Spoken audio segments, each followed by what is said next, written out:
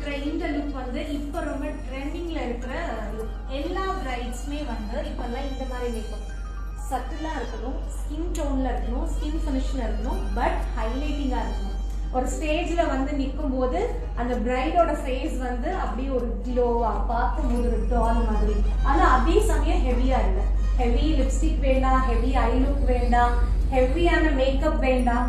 So இதெல்லாம் இல்லாம பார்க்கறதுக்கு நேச்சுரலா அட் சேம் டைம் க்ளோவா ஷைனா வேணும். ஸோ நீங்க எல்லா பிரைடுமே இப்படிதான் எக்ஸ்பெக்ட் பண்றாங்க.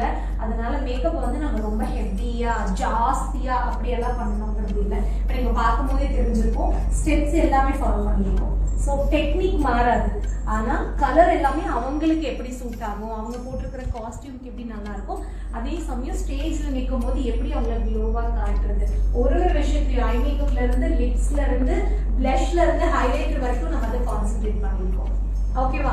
ஸோ நீங்க ஒரு ரிசப்ஷன் ஒரு பிரைடு கேட்கறாங்கன்னா நீங்க தாராளமா இந்த மாதிரி லுக் கிரியேட் பண்ணலாம். கலர்ஸ் மட்டும் அவங்களோட டோனுக்கு ஏற்ற